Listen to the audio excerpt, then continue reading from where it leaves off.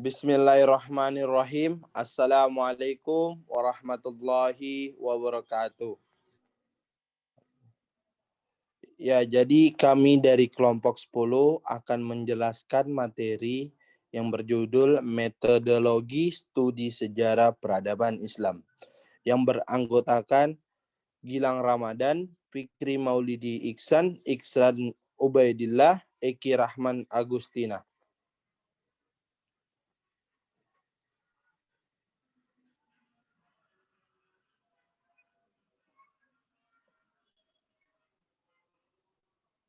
Ya, di sini saya akan menjelaskan tentang Islam dan misi peradabannya.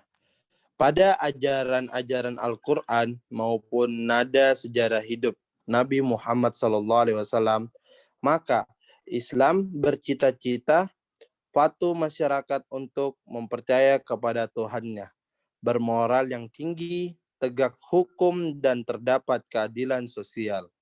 Demi terwujudnya kesejahteraan manusia yang sebenar-benarnya, dalam pandangan Islam, apa yang disebutkan peradaban merupakan sarana untuk mencapai cita-cita tersebut. Maka, peradaban dalam konteks ini merupakan bagian penting dari suatu yang misinya agama Islam dalam pantas sejarah.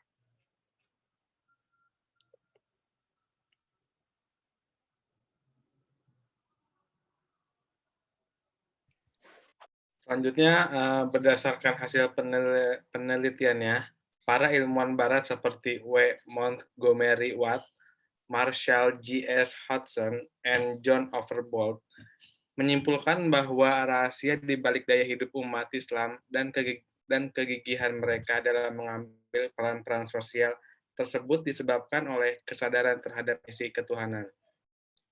Bahwa Islam agama rahmatan lil alamin atau pembawa rahmat bagi dunia, yang pelaksanaannya meniscayakan penerjemahan ajaran-ajaran normatif menjadi kerja-kerja konkret dalam kehidupan manusia. Di samping perjuangan yang terus-menerus bagi umat muslim, nilai-nilai ketuhanan harus dioperasionalkan dan sedapat mungkin dapat mewarnai perjalanan peradaban manusia. Kesadaran ini menjadi motivasi umat Islam dalam melakukan peran-peran sosial di sepanjang sejarah.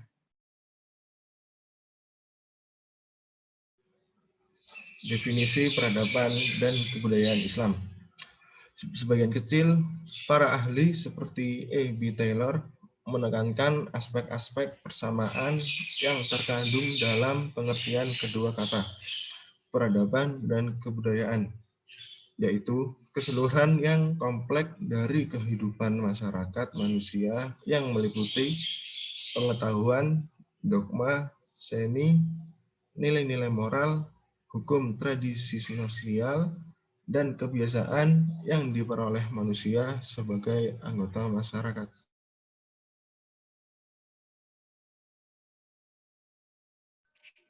Selanjutnya ada peradaban Islam. Peradaban Islam adalah peradaban umat Islam yang lahir dari motivasi keagamaan dan diwujudkan dalam berbagai bentuk. Ia bisa berasal dari ajaran-ajaran agamanya secara murni maupun hasil persentuhannya dengan unsur-unsur lain yang tidak bertentangan dengan Islam. Kebudayaan bersifat konsep-konsep abstrak seperti sains murni, maka peradaban lebih dari itu sebagai hasil penerapannya seperti teknologi dan produk-produknya. Sementara itu, jika kebudayaan merupakan ekspresi-ekspresi subjektif dan partikular atau individual, seperti kepercayaan, filsafat, seni, bahasa, adat, dan agama, maka peradaban bersifat objektif dan universal seperti ekonomi, persenjataan, dan politik.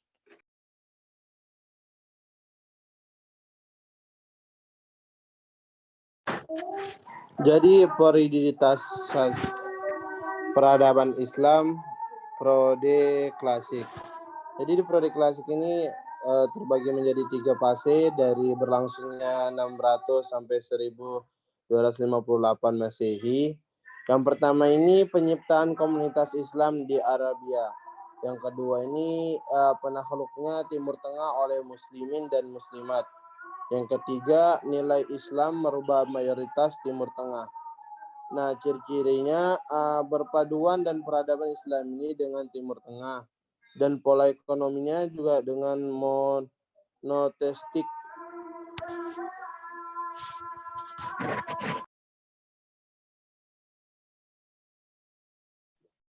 Selanjutnya, periode pertengahan, berlangsung dari abad 13 sampai abad 19 Masehi.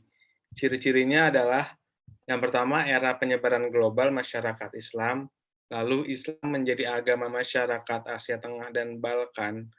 Yang terakhir ada interaksi nilai-nilai agama Islam dengan nilai-nilai masyarakat yang ada di sekitarnya maupun masyarakat setempat. Lalu periode modern berlangsung dari abad 18 Masehi sampai dengan sekarang. Ciri-cirinya yaitu modernisasi dan transformasi masyarakat, Muslim kehancuran imperium Islam, kemunduran ekonomi, konflik internal keagamaan, dan kebangkitan peradaban ekonomi serta dominasi kulturnya.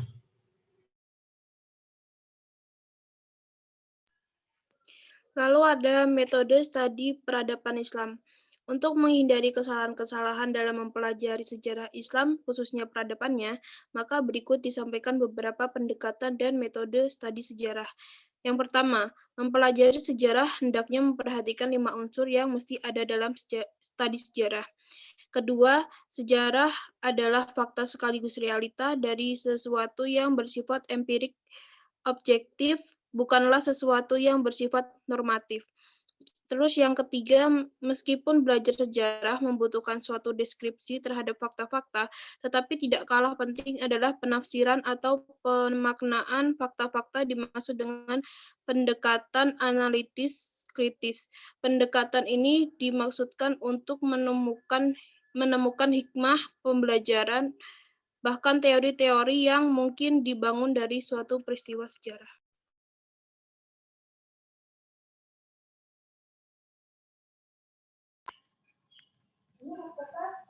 Ya, jadi keempat ini adalah penulisan sejarah Islam model lama cenderung menekankan aspek politik seperti penulisan hiwal raja-raja dan peperangan-peperangan. Dan yang kelima ini belajar sejarah masa lampau, harus tunduk pada pola dan logika di zaman mana peristiwa sejarah terjadi, bukan memaksakan diri agar sejarah mengikuti pola dan logika zaman sekarang, di mana seseorang melakukan studi. Yang keenam ini, sikap kritis dan selektif sangat diperlukan dalam mempelajari sejarah Islam. Sikap kritis dan selektif ini terhadap sumber diperlukan karena tidak sedikit sumber-sumber yang disulitkan. Nah, yang ketujuh ini, meskipun hakikat sejarah adalah peristiwa masa lampau, tetapi tujuan akhir studi sejarah peradaban Islam ini bukan untuk ditenggelamkan ke dalam masa lampau yang dipelajari, tetapi untuk mempelajari pola, sistem hikmah, dan bahkan teori-teori yang pernah ada sebagai pengalaman masa lampau yang mungkin dipergunakan untuk memecahkan permasalahan kontemporer.